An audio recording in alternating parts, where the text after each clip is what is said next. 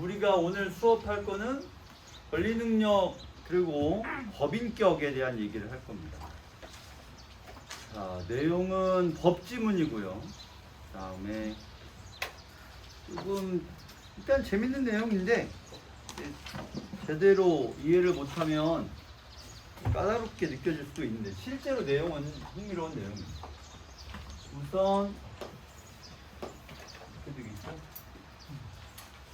그럼 권리 능력을 구성하는 게 뭐냐라고 하면 권리와 의무의 주체가 된다. 권리, 의무의 주체.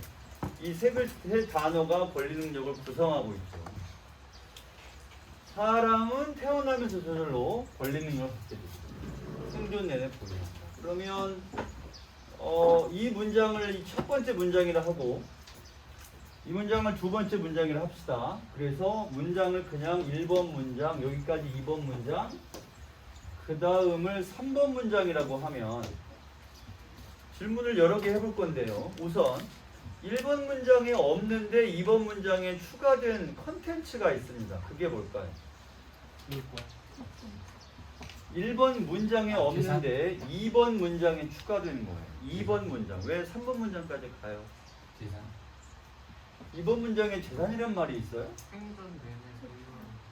생존 내내 보유한다. 아, 누가요? 사람. 그렇죠. 1번 문장에는 주체가 될 수 있다 했는데 2번 문장에는 사람이 권리 능력을 갖는다 라고 하는 사람이란 주체가 추가됩니다. 그 다음에 2번 문장과 3번 문장으로 가면 여기서 권리 능력, 여기도 권리 능력만 다. 그러니까 여기는 권리 능력이 얘랑 얘가 있다. 2번 문장은 근데 그 권리 능력은 사람이 누린다. 3번 문장 그리하여 사람 은 여기서 왔죠. 그 다음에 권리 능력이란 말에 해당하는 표현이 세 가지쯤 보입니다. 소유권을 누리는 것도 권리 능력이고요. 또요? 채권과 채무도 권리 능력입니다. 자, 똑똑한 학생 여러분, 대전제, 소전제 결론. 우리가 이렇게 얘기하면 이걸 연역법이라고도 하고요. 3단 논법이라고도 합니다. 그렇죠? 그래서 흔히 우리가 생각하면 이렇게 하고 그러면 이렇게 되잖아요. 이 문장은 정말 멋있게도 1번 문장이 대전제고요. 2번 문장이 소전제고요. 3번 문장이 결론입니다. 그러면 A는 B다 해서 A는 뭐냐면 권리 능력이고요. B는 그것이 권리와 의무의 주체가 된다는 거예요. 그 다음에 소전제 B에서 하려는 말은 그 권리 능력을 누가 가지고 있다는 거냐면 사람이 가지고 있다는 것이죠. 결론에서 뭐라고 말합니까? 사람이 뭘 가지느냐? 소유권, 채권, 채무 등등을 가지게 된다는 거예요. 그러니까 이 글은 정말 잘 쓰여진 여기까지 세 문장에서 연역법이나 3단 논법의 전개를 그대로 보여주고 있습니다. 정리하자면 권리 능력은 권리와 의무의 주체가 되는 것이다. 두 번째 문장, 사람이 권리 능력을 가진다. 세 번째 문장, 저 사람은 권리와 의무의 주체가 되는데 그걸 말하자면 재산권이나 채권이나 채무가 있다. 이렇게 전개되는 거죠. 그러니까 정확해요. 대, 도, 결. 딱 들어맞습니다. 그러니까 이런 거를 보고 글을 읽어야 합니까? 라고 하면 아니 뭐 그렇게까지는 아니다 라고 말할 것이고, 그러나 이런 거를 문장에서 실제로 찾을 수 있거나 찾게 되면 그 사람의 독해력이 한층 상승한 것은 맞는 얘기가 되겠고요. 거듭말하지만 수능의 모든 지문은 교수들이 직접 쓰다 보니까 자기들이 어떻게 써야 하는지를 그대로 글로 보여줍니다. 그러면 그때 어떻게 써야 하는지가 연역법이나 귀납법이나 3단 논법, 유추 등등 논리적 추론을 글에 그대로 가지고 가니까 그걸 알면 글을 읽는 게 한결 수월하게 잘 보인다는 것이죠. 자, 그러면 돌아와서요. 어쨌든 권리 능력은 사람이 가지고 사람은 이런 거를 가집니다. 자, 그 다음에 여기 이게 새로운 화제로 등장해요. 이걸 구성하는 조건을 있는 대로 말해봐요. 이 문장에서.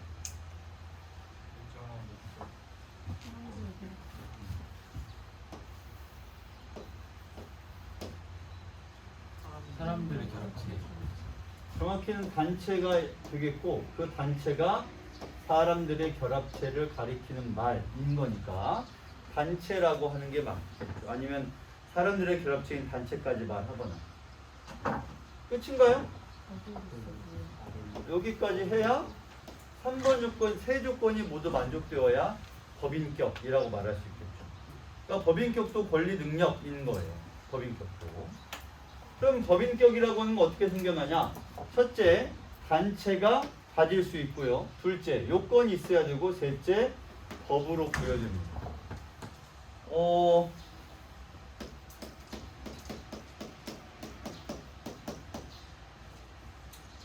이렇게 말하면 과학자들이 기계로 인간처럼 만든 걸 가리키는 말이잖아요. 안드로이드 뭐 이런 거. 과학자들 말고 판사, 변호사, 검사, 물론 이 경우는 판사지만 법을 아는 사람들이 법으로 사람이 아닌 걸 사람처럼, 사람이 아닌 기계를 사람처럼, 사람이 아닌 무언가를 법을 통해서 사람으로 인정해 준다. 그래서 법인이라고 부릅니다. 법인이나 안드로이드나 비슷한 거예요. 사람이 아닌 거를 사람처럼 인정해 주거나 대우해 주는데 이건 기계로 하는 것이고 이건 법으로서 너는 사람이 아니지만 너를 사람 대우해 줄게 하는 거죠. 질문, 무엇을 사람 대우해 주는 거예요? 이 문장에서. 단체죠. 단체는 사람이 아니죠. 사람들의 결합체라고 그래서 그걸 사람이라 하면 안 돼요. 단체는 사람이 아닙니다. 그러나 그것을 요건만 갖춘다면 법으로서 권리 능력을 부여해 줄게 라고 하는 것이고 그것의 이름이 법인격인 것. 말 그대로 인격인데 법이 인정해 준 인격이지 만약에 그냥 사람의 인격이라면 법이란 말을 굳이 안 쓰겠죠. 그냥 인격, 사람이라고 하겠죠. 근데 이거는 법이 대우해 주는 인격이니 법인격이라고 부릅니다. 법인이라고 하고요. 자, 그 다음에 여기까지 읽어보시고 여기서부터 여기까지 읽으시고 이게 가리키는 게 뭐예요? 이 한 글자가 가리키는 거. 단체죠. 단체를 사단이라고 한다는 얘기지. 그리고 이 사단이 갖춘 이러한 성질의 이러한은 어디를 가리키냐면 요 안쪽에 있는 걸 말합니다. 이 안쪽에 있는 성질을 사단성이라고 부릅니다. 사단성을 개수만 말해봐요. 몇 개인지 찾아가지고. 4개. 어머나 바로 나오네요. 뭐가 있어요?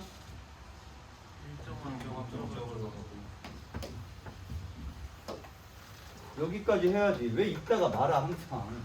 정확히 어디까지인지 끝을 맺어야죠. 구성한 것들과 독자적 실체로서 존재. 여기까지가 2번이죠. 운영기구를 그 다음에 이게 있고요. 그 아이가 다음에 상태에 관계없이 주소. 이것까지 모두 만족하면 우리가 이걸 사단이라고 부르고 이 성질을 사단성이라고 합니다. 질문. 이 교실 안에 있는 여러분과 나까지 포함해서 우리는 사단인가요? 아닌가요? 아니지 않나요? 다시 말합니다. 이 교실 안에 있는 나와 여러분만 지금 생각하는 거예요. 교실 밖으로 나가지 말고. 아니죠. 아니라면 왜 아니에요? 운영기구도 없고 저희가 나가면은 실체가 존재를 하질 않아요. 나가면. 일단 운영기구가 없다고 하는 것은 맞는 말인 게 우리는 운영기구가 없습니다. 나와 함 선생님이 운영기구 아니냐라고 물어보면 얼추 맞는 말 같긴 하지만 어쨌든 이 교실은 없고요. 우리가 지금 여기 있는 건 그냥 수업을 하고 있는 것 뿐입니다. 따라서 우리는 일정한 목적은 있어요. 수능에서 좋은 성적 얻기 위해서 공부하는 조직체 목적이 있고. 근데 2번 조건과 4번 조건, 먼저 2번 조건. 구성원과 구별되어 독자적 실체로 존재하느냐라는 거죠. 근데 2번을 말하기 앞서 4번을 먼저 말해봅시다. 4번 구성원의 가입과 준범아. 구성원의 가입과 준범이. 저 밖에 뒤에 가. 요 며칠 새 계속 그러네. 왜 그래? 요새 아파? 아니면 잠 깰 때까지 뒤에 있어. 자, 구성원의 가입과 탈퇴에 관계없이 존속이란 말이 써 있습니다. 그럼 여러분이 만약에 이 교실에 없고 S반 소속되어 있지 않아요. 즉 이 안에 사람이 나 말고 없어. 그러면 S반이라는 단체는 존속할 수 있느냐 없느냐 어떻게 생각해요? 없죠. 없어요. 없을 것 같아요. 내 생각에도 없다고 생각이 들지만 이런 경우는 어때요? 올해가 아닌 작년 11월 20일쯤 내가 여기에 회의하러 쌤들과 모였습니다. 그래가지고 우리가 내년 아이들을 가르칠 계획을 짜면서 반을 구성할 때 C반, H반 등등등 해서 S반도 만듭시다.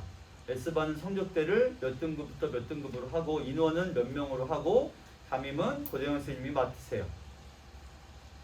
S반에 가입된 인원은 아직 한 명도 없습니다. 아직 등록도 안 했으니까 오지도 않았죠.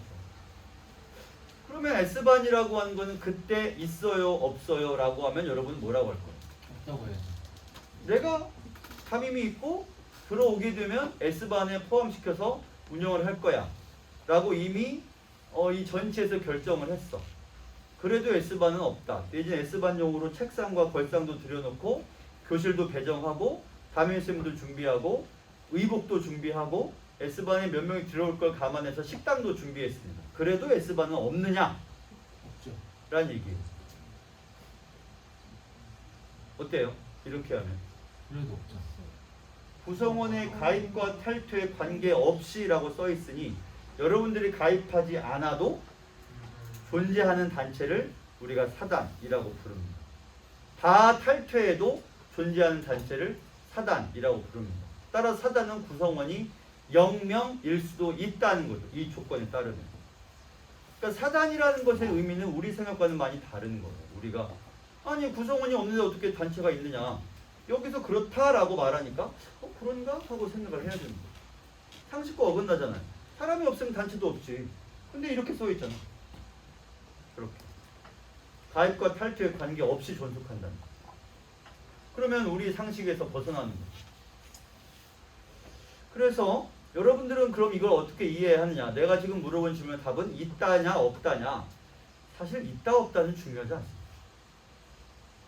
중요한 건 뭐냐면 이 문구를 여러분들이 여기 써 있는 그대로 인지하느냐 아니냐의 차이예요. 그래서 문제가 나왔을 때 이 문구를 그대로 인용해서 문제에 접근해야지. 아니 구성원이 없잖아. 그럼 없는 거지. 혹은 아니 구성원 있잖아. 있는 거지. 그게 아니란 얘기예요. 요 문구를 그대로 적용해야 된다고. 가입과 탈퇴에 관계없이 존속한다 했으니 탈퇴하더라도 이 단체는 존속하겠구나 라고 생각하면 돼요. 그걸 열심히 머릿속으로 배경 지식으로 판단하지 마시고 여기 나온 말로 고려해야 돼요. 나온 말. 그래서 여러분들이 법지문을 별로 안 좋아해요. 왜냐면 상식이 어긋나. 법상식이라고 하는 건 우리의 일반 상식이랑은 좀 많이 달라요. 답을 주자면 단체는 존속합니다. 탈퇴, 가입, 탈퇴 관계없다고 했기 때문에. 그러면 여기는 어떤가요? 1번 조건, 2번 조건이죠. 구성원과 구별되어 독자적 실체란 말도 보입니다. 따라서 이 독자적 실체란 말은 여러분과 S반이 따로란 얘기죠. 당신들이 S반의 구성원인 건 맞지만 S반과 여러분과 구별되어 S반이라는 실체는 있어야 한다는 얘기죠. 그렇기 때문에 내가 작년 11월 말에 S반에 대한 회의를 하면 S반이 이미 존재하는 거예요. 여러분과 구별되어. 물론 1번 조건이 우선이죠. 일정한 목적 갖고 결합한 조직체라는 거죠. 그럼 이제 진짜 질문. S반은 언제부터 존재했을까요? 이게 진짜 질문이에요. 가입과 탈퇴에 관계없이 결합하고 구성원과 구별되어 독자적 실체라 그랬어. S반은 언제부터 존재했어? 그렇지 바로 그거죠. 청수라곤이 처음 만들어져서 처음 S반이라는 무언가가 구성되고 인원이 들어오고 그때부터 존재하는 거죠. 그럼 그 해가 끝나고 다 나갔겠죠? 하지만 S반은 있어요. 그리고 그 다음에 새로운 구성원이 거기 들어오는 것 뿐이죠. 또 탈퇴해도 여전히 S반이 있습니다. 이것이 단체, 이것이 사단이라는 거예요. 자, 계속 가보자. 어쨌든 이 네 가지 성질이 사라지면 아예 다 사라져 버리면 그 사단은 없어질 것 같지만 글쎄요, 더 읽어봅시다. 사단의 구성원은 사원이라고 한다.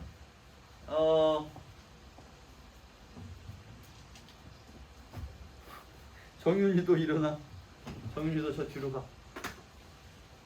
이쪽 문도 열어요. 밖에 비가 와서 좀 습하긴 한데 그래도.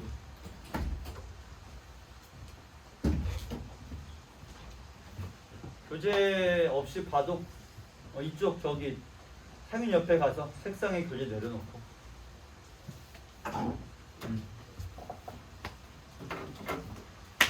삼성전자에 합격한 사람은 삼성전자의 사원 맞아요, 틀려요? 맞아요. 우리가 사원 뭐 김사원, 이대리, 박과장 어쨌든 다 사원이죠. 학교 그 회사 다니는 사람이니까. 그 사원이랑 이 사원은 같을까요, 다를까요? 같은 말 다른 말. 여기서 질문 답하기 전에 질문 한 개 더 해봅시다. 삼성전자의 사장은 사원이에요, 아니에요? 사원이에요. 이 사원은 삼성전자의 사장이랑도 상관없고 삼성전자 다니는 삼성전자 회사원이랑도 상관없는 말입니다. 그럼 이 사원은 무슨 말이죠? 어떤 조직체를 구성하는 구성원, 구성요소라는 뜻입니다. 그러면 여러분 칠판 보시고요.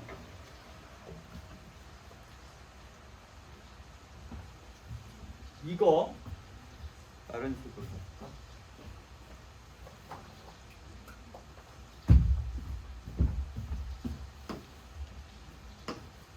이렇게 써 있습니다. 주식회사 삼성전자라는 건 사단이에요. 그럼 주식회사 삼성전자는 뭐로 구성돼요? 그러면 삼성전자라는 사단의 사원은 주주들이네요. 주주들로 구성된다면 아니에요? 왜 아니에요? 당황스러운데. 이거는 당연히 맞는 말이에요. 왜냐하면 주식회사가 사단이고 이 말을 바꾸면 사단은 주주들로 구성된다라고 써있는 말입니다. 그러면 무언가를 구성하고 있는 거 다시 여기를 볼까요? 여기 보시면 사단의 구성원은 사원이라고 써있습니다. 여기도 이 말이 등장하잖아요. 그리고 여기도 주식회사는 주주들로 구성되며 라고 써있습니다. 그러면 주주는 그 사단의 사원인 거죠. 그럼 다시 사원과 사원을 구별해보자. 주주들은 사단법인 삼성전자의 사원이다. 맞아요, 틀려요? 이때 사원이란 말은 사단의 구성원이란 뜻입니다. 내가 삼성전자 입사시험에 합격해서 내일부터 삼성전자 다닐 겁니다. 나는 삼성전자의 사원이에요, 아니에요? 회사원으로서의 사원이고 사단을 구성하는 사원은 아니란 얘기입니다. 사원의 뜻이 두 가지예요. 회사원의 사원이 있고 사단의 구성원인 사원이 있다고. 그럼 여기는 사단의 구성원인 사원이고 여기 이 말이 그 사원이고요. 그 다음에 삼성전자 다니는 회사원은 그냥 회사원인 사원인 거죠. 자, 그러면 여러분 동일아 삼성전자 다니는 회사원이 삼성전자 주식을 한 주도 안 샀어. 이 사람은 삼성전자의 사원이에요, 사원이에요? 사원이죠. 오답을 말할 수 없는 질문이에요. 천하의 그 어떤 사람도 절대 오답을 말할 수 없어요. 자, 무조건 사원이니까.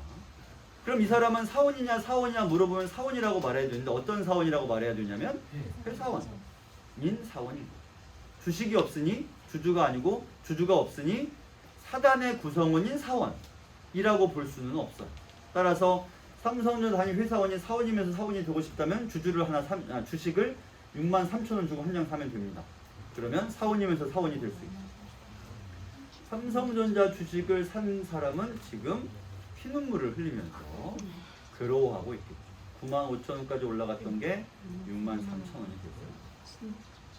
여러분이 이번에 휴가 가서 도심지에 큰 길거리 가서 사거리에 있어서 겁나 큰 목소리로 삼성전자 주식에 물려있는 바보는 없겠지? 라고 소리를 지르면 수많은 사람들이 저 새끼 하면서 돌아보고 있을 겁니다. 자, 어쨌든 사단은 법인으로 등기되어야 법인격이 생깁니다. 법인격이란 게 다시 말하지만 권리 능력을 사람이 아닌 단체에게 준다 그래서 법으로만 인격이 생기는 거니까 법인격이라고 부르는 거예요. 이 생기는데 법인격을 가진 사단을 사단이면서 법인이라고 부르는 거예요. 질문: 사단이면서 법인이 아닐 수 있다 없다? 있다. 왜요? 사단은 만들어졌는데 법인 등기를 하지 않으면 그건 그냥 사단인 거죠. 그러니까 여러분과 나도 얼마든지 사단을 만들 수 있어요. 전혀 문제 없습니다. 그러나 사단 법인까지 만들려면 법원에 가서 등기를 해야 되니까 오늘 12시 이전까지 사단 만드는 거는 12시가 뭐예요? 지금 당장 5분 만에라도 사단을 만들 수 있습니다. 운영기구를 정하고 여러분이 탈퇴하더라도 내가 남아있고 또한 내가 나가더라도 S반이 남아있으면 여전히 사단은 존재하는 거죠. 하지만 법인이 되려면 서류를 꾸며가지고 법원에 가서 등기를 해야 됩니다. 이런 거죠. 반면에 사단성을 갖추고도 법인으로 등기하지 않은 사단, 그게 여기 써 있는 거죠. 이렇게요. 따라서 이 법인이 아닌 사단은 권리 능력이 없을 겁니다. 사람과 법인만이 권리 능력을 가지며 오로지 둘밖에 없습니다. 사람과 법인. 그렇다면 이것은 권리 능력이 현행법상 없습니다.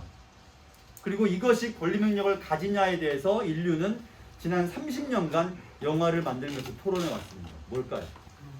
로봇이죠. 현행법상 없어요. 아니 법상 그렇잖아요. 사람하고 법인만이 권리 능력이 있다니까. 그럼 로봇은 채권도 없고 채무도 없고 재산권도 소유권도 아무것도 없습니다. 얼마큼 시간이 흘러야 로봇이 법의 권리 능력의 주체로 등장할지 모르겠습니다. 자, 사람의 권리 능력과 법인격은 엄격히 구별됩니다. 그리하여 사단법인이 자기 이름으로 진 빚은 사단이 가진 재산으로 갚아야 하는 것이지 사원 개인에게까지 책임이 미치지 않습니다. 그러면 우리는 무슨 짓을 할 수가 있어요? 우리가 만약에 사단법인이 됐어. 그럼 우리가 작정을 하고 최대한 빚을 땡기는 거예요. 뭐 한 100억 원쯤 땡깁시다. 우리가 30명이니까 한 앞에 다 분배를 하고 그러고서 우리가 그냥 모르는 척하고 탈퇴하거나 아니면 잠수를 타는 거죠. 잠수 안 타도 상관이 없어요. 여기 뭐라고 써있어? 이렇게 써있잖아. 그러면 그 빚은 누가 갚아야 돼? 사단은 아니고 사단법인 이름으로 된 돈이 있으면 그걸로 갚아야 돼요. 근데 그게 없어. 그럼 그 빚은 빚쟁이만 손해를 입히고 우리는 뒷골. 근데 그 돈을 우리가 어떻게 가져가요? 그냥 나누면 돼요? 그러면 법에 걸리잖아. 슬쩍 해야지. 그래서 뭘 하는 거냐면 법인 이름으로 지출을 합니다. 대표적으로 먹는 거랑 차. 법인 이름으로 차를 사요. 그리고 차를 열심히 몰고 다녀요. 한 10년 몰았어요. 중고차가 됐겠죠? 그럼 그 차를 내가 안 타고 나는 다른 차를 타면 되겠지. 그럼 그 차는 여전히 누구 재산이에요? 법인 재산이에요. 법인 재산. 그럼 빚쟁이가 와가지고 야 돈 내놔. 없는데? 이 차 가져가요. 법인 이름으로 우리가 회식을 합니다. 회식을 날마다 매일 소고기 먹고 매일 회 먹고 매일 고급 레스토랑에 갑니다. 그렇게 먹고 마시고 즐긴 돈은 법인 돈이지 내 돈이 아니잖아요. 그러니까 내가 갚을 이유가 없어. 이걸 우리가 도덕적 해이라고 부르는 거예요. 그런 짓을 사람들이 하고 있다면 문제가 되겠죠. 자, 여러분도 한 번쯤 들어보지 않았습니까?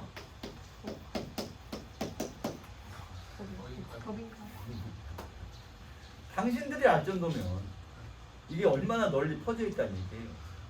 법카로 술 먹고, 법카로 옷 사고, 법카로 차 사고 이런 일들이 있는. 전에 있던 여기는 아닌데 다른 학원은 프랜차이즈가 너무 커가지고요. 학원이 여러 개 있었어요. 그러면 각 원장마다 차가 나옵니다. 원장마다. 그게 벌써 한 15년 됐는데 원장마다 오는 차가 있어가지고 원마다 돌아가면서 한 달에 한 번씩 회의를 해요. 그럼 나는 그때 내가 있는 원에 회의 날이 걸리면 알아요. 나는 평강사인데 오늘 회의 날이구나 알 수 있습니다. 내가 어떻게 알았냐면 학원 주차장에 에쿠스가 7대가 나란히 서 있으면 아하 오늘 회의하는구나 알 수 있는 거예요. 흥미롭습니다. 자, 어쨌든 이게 이제 문제가 되죠. 회사도 법인입니다. 회사의 대표적인 유형이 주식회사입니다. 아까 읽었죠? 이런 말이 써 있으니까 주주는 사원인 거죠. 근데 이 주주인 사원인 주주들은 보유 주식의 비율만큼 회사에 대한 지분을 갖는다. 고대영 씨는 삼성전자 주식이 20주 있습니다. 그러면 나는 삼성전자 총 주식분의 20만큼 삼성전자에 대한 지분을 내가 가지고 있다는 뜻이죠. 20주면 많은가요? 먼지 같은 주식이죠. 먼지 같습니다. 그런데 개정된 상법은 한 사람이 전액을 출자하여 법인 1인 주주로 회사를 설립할 수 있도록 하였다. 사단성을 갖추지 못했다고 할 만한 형태의 법인을 인정한 것이다. 이건 여러분이 나한테 바로 말해야 돼요. 왜 1인 주식회사는 사단성이 없나요? 단체가 한 명이잖아요. 단체가 아니잖아요. 근데 처음 설립할 때부터 한 명이었는데 S바는 처음 만들어질 때 한 명이 아니었을 거예요. 단체였을 거란 말이야. 처음에는. 근데 이건 아예 처음부터 한 명이잖아요. 그 다음에 또 있습니다. 이 뒤에 보시면 여러 주주가 있었어. 근데 이런 것들 상속이나 매매, 양도 등으로 말미암아 결과적으로는 한 사람 소유가 되었고 이 한 사람이 앞으로도 주식을 양도할 계획이 없습니다. 앞으로도 구성원을 더 받아들이지는 않을 거예요. 그러면 여전히 이 회사의 주주는 몇 명이야? 한 명입니다. 이렇게요. 이런 주식회사에서는 1인 주주가 회사의 대표이사가 됩니다. 대표이사. 아니 근데 대표이사라고 하려면 이사가 몇 명이어야 돼요? 여러 명이어야 그 중에 대표라고 할 수 있지 않아요? 근데 어쨌든 대표이사라고 하고요. 그럼 대표이사가 우리가 아는 대표이사가 아니지 않을까요? 여러 명 중에 대표? 그게 아니지 않을까? 이처럼 1인 주주가 회사를 대표한 기관이 되면 경영의 주체가 개인인지 회사인지 모호해집니다. 혼자 다 해먹는 건지 이걸 회사라고 부를 수 있는지 모호해진다는 것이죠. 자, 그리고 들판 보세요. 1번 선지는 올바른 선지일까요? 잘못된 선지일까요? 대표이사가 기관이 될 수 있어요? 오케이?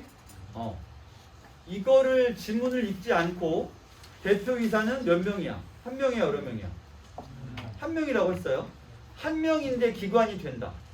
여러분은 그게 그럴 수 있다고 생각해? 그럴 수 없다고 생각해? 한 명인 기관. 보통 그건 기관이면 여러 명 아니야? 무슨 집단이나 조직 이런 거 아닌가? 싶습니다. 이 문장을 다시 봅시다. 이 말에 주목해 볼 때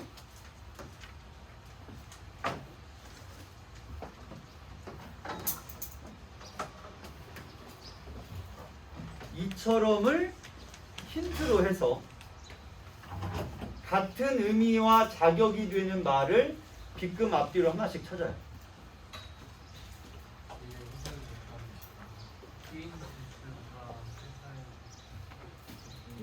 일인 주주가 똑같잖아요. 그건 똑같은 말이니까. 의미가 자격이 같은 표현을 찾으라고. 대표이사라는 표현하고 같은 자격이 뭐예요? 분명히 주체.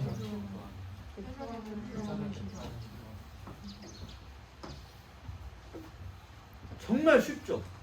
쉬워야 아니 어렵게 느껴질 수 있지만 되게 설명하기 쉬운 거야. 칠판 보세요. 여기 봐요. 여기 봐요.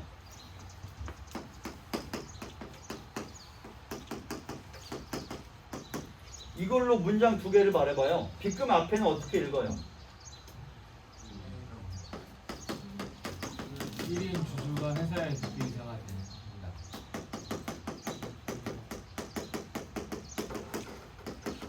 이렇게 읽잖아요.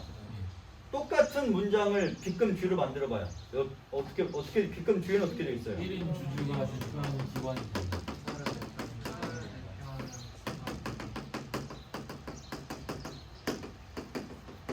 그러면 이거랑 이 두 개가 같은 말이어야 될 거 아니에요. 그렇죠.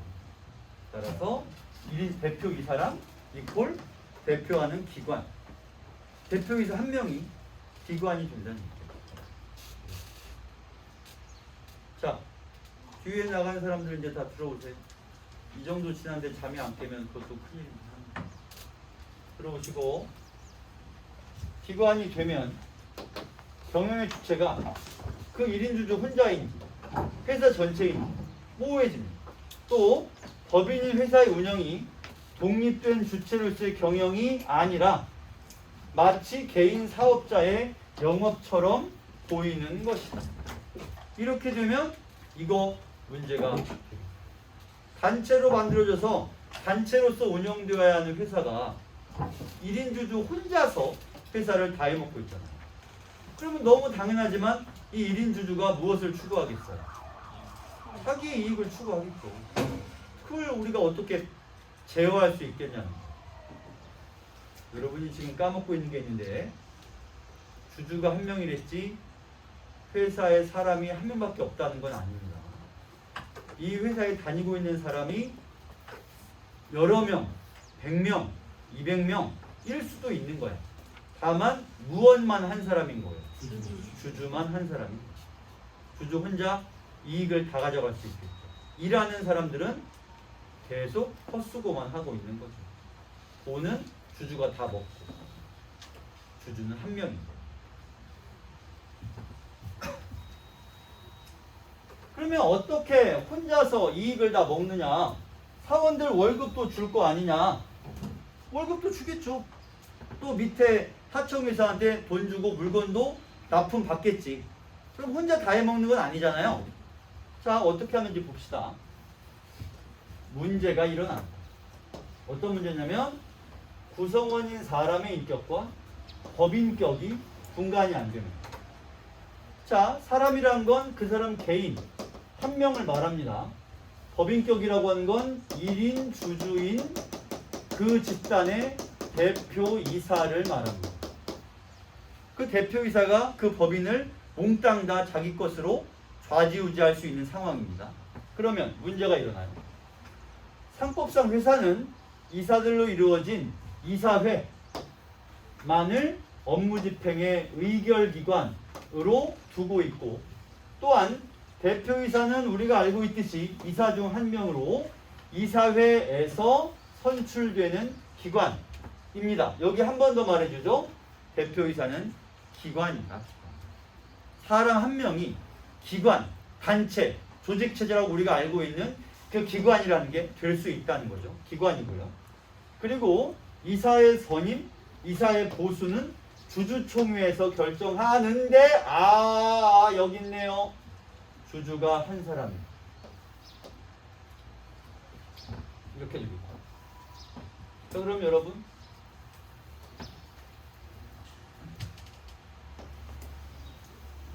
회사의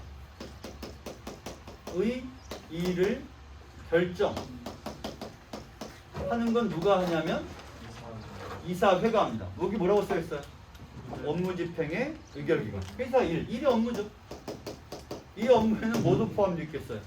사원들 월급을 얼마 줄 거냐, 납품회사한테 납품을 얼마에 받아올 거냐, 다 포함되어 있습니다. 이걸 누가 결정해요? 저기 이사회라고 써있네. 이사회는 이사들로 이루어져 있습니다. 그러면 이 이사는 누가 선임해요? 여기 써있잖아. 이사를 선임하는 건 누구야? 주주 총회에서 이사를 선임하면 그 이사들이 모여가지고 이사회를 만들고 이사회에서 회사의 업무를 결정한다고 되어 있잖아요. 그리고 우리의 문제는 뭐죠? 주주총회에서 주주들이 결정할 이사의 선임인데 이 주주가 지금 몇 명? 한 명. 그러면 이 한 명에서 무슨 일을 하겠어? 자기를 이사로 선임하고. 이사가 한 명이니 대표이사를 누구로 하겠어? 자기로 하겠죠. 그리고 자기가 뭘 결정해요? 그럼 이제 이걸 다 결정할 수가 있어요. 혼자 다 해먹고 있습니다. 사원들 월급, 과장 월급, 부장 월급, 대리 월급, 납품처, 납품 금액, 납품 대가, 쉬는 날 쉴지 안 쉴지 싹 다 혼자 해먹을 수 있다니. 책임은 법인이 지겠죠. 이 사람은 개인이. 이사회나 주주총회의 기능은 퇴색할 겁니다. 심한 경우에는 발생한 이익이 대표이사인 주주에게 귀속되고 회사는 허울만 남습니다. 그러니까 얘가 뭘 할 수 있어요? 이사의 선임과 이사의 무엇을 결정할 수 있어? 보수가 뭔데? 수입? 보수가 뭔지 모르는 거 아니에요? 보수란 말이 무슨 말이에요? 연봉, 월급, 페이 뭐가 됐든. 그러면 이사가 나의 보수는 1억으로 한다. 주당. 그러면 연봉이 얼마예요? 만수르. 아, 요새는 연봉 한 1년이 몇 주인지 잘 모르나 봐. 1년은 52주입니다. 그러면 연봉이 얼마예요? 520억. 52억. 왜 그래? 52억입니다. 이 회사의 연매출이 100억이라고 치자.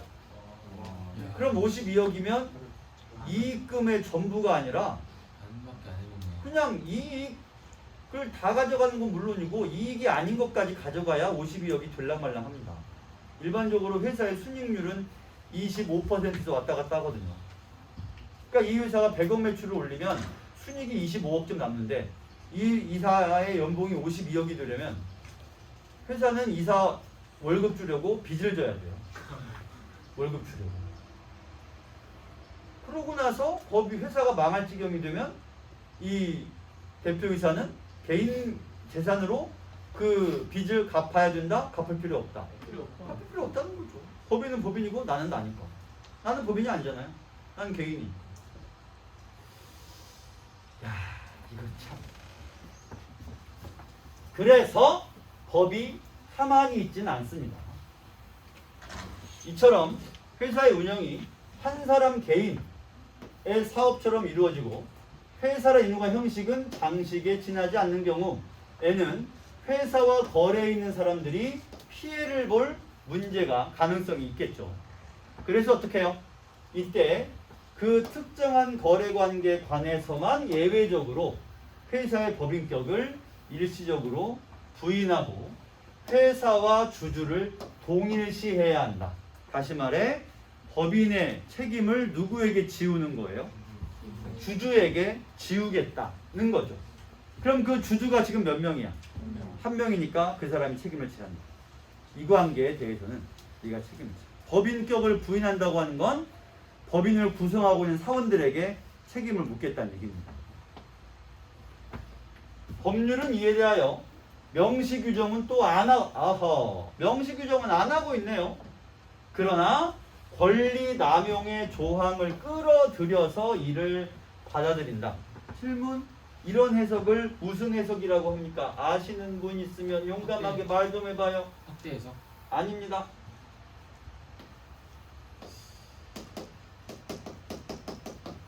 여기 들어가는 거. 그렇죠. 이거를 유추해석이라고 불러요. 다른 조항을 비슷하다. 이 경우와 비슷하다라고 해서 끌어들이니까 유추라고 하죠. 유추해석.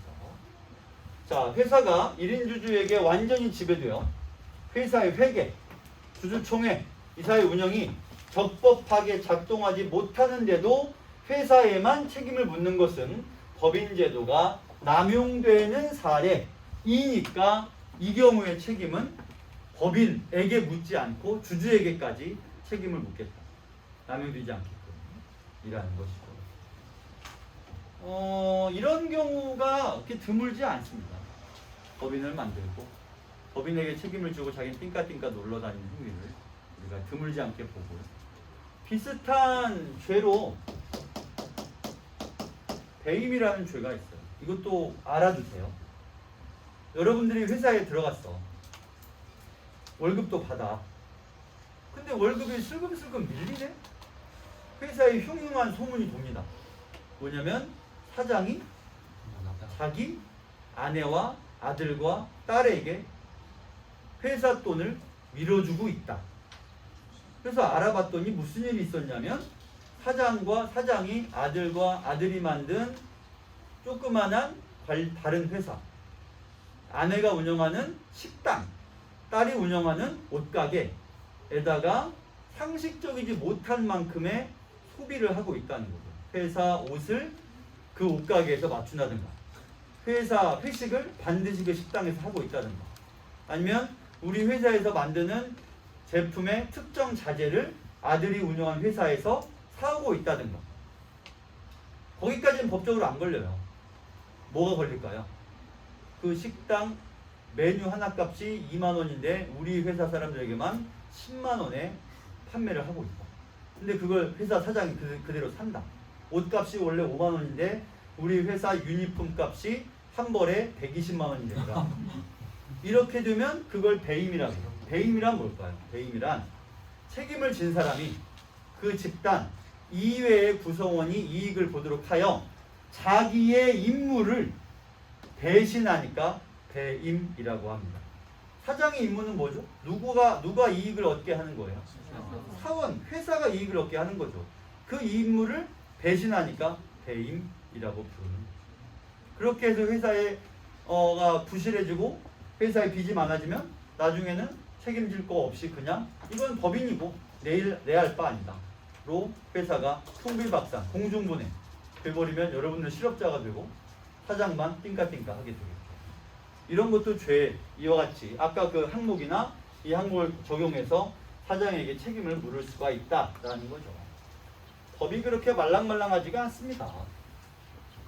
자, 그러면 20번이 아니죠. 1번부터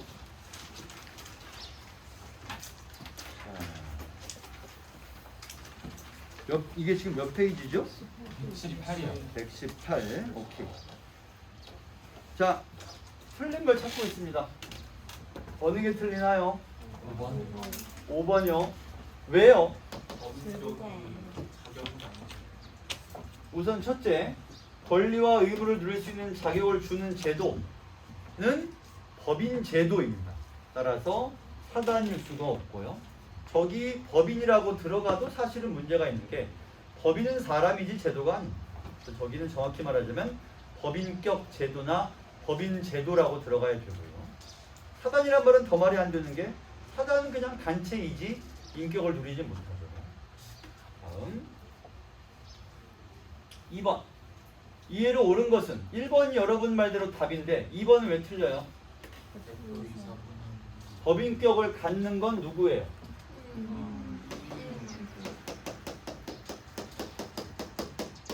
법인이 법인격을 갖죠.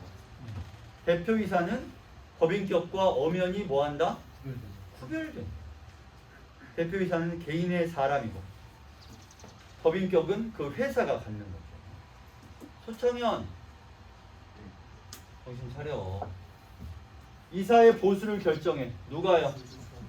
이사회가 아니라 주주총회에서. 헷갈리죠? 헷갈려요. 아까 말했듯이 주주총회에서 이사를 뽑고 이사들이 모인 이사회에서 회사의 업무를 결정하고, 그러면 주주총회는 이사의 선임과 이사의 보수도 결정한다 라고 되어 있습니다. 4번은요? 업무 집행 의결 기관은 뭐죠? 이사회지 주주총회가 아니다. 그럼 3번과 4번은 서로 헷갈리게 되어 있죠. 위아래가 바뀌어 있으니까. 5번 바뀔 수 있다가 되겠죠. 싹 다 한 명이 사버리면 됩니다. 상대방 걸 다 사버리면, 그래서 내 걸로 만들면 1인 주식회사가 되겠죠. 그럼 여러분들이 어떻게 하면 되겠어요? 친구 10명이 모여. 여기 요렇게 10명이 모여가지고 주식회사를 만들어요. 그런 다음에 사전에 계획했던 대로 이 중에 한 명에게 싹 다 몰아주고 자기는 아웃. 그럼 그 한 사람이 회사를 자기 마음대로 좌지우지 할 수 있겠죠. 그 다음에 잘못된 것을 고르라. 여기까지만, 이 문제까지만 하겠습니다. 몇 번이 답이에요? 5번은 왜 틀려요? 회사의 자산이 감소하여 권리 능력을 누릴 수 없게 된 상태. 권리 능력을 누릴 수 없다라고 하는 것이 문제가 아니고 회사의 자산을 다 누가 가져가서 문제인 거죠? 1인 주주가 가져갔어요. 그럼 회사는 권리 능력 자체는 여전히 있습니다만 1인 주주가 다 가져가서 그 상대방과의 거래 관계에서 피해를 입히게 된 상황이 되는 것이죠. 따라서 권리 능력을 누릴 수 없게 된 상태가 아니라 자산이 전부 1인 주주의 명의로 좌지우지 되는 상태를 가리키는 겁니다. 권리 능력을 누릴 수 없으려면 무슨 일이 벌어져야 돼요? 법원에 가서 등기를 폐지해야 돼요. 그래야 없어지죠. 그 전까지는 있습니다. 돈이 없을 뿐이죠. 여기까지 하고요. 나머지 문제는 다음 시간에 마저 하겠습니다. 고생했어요.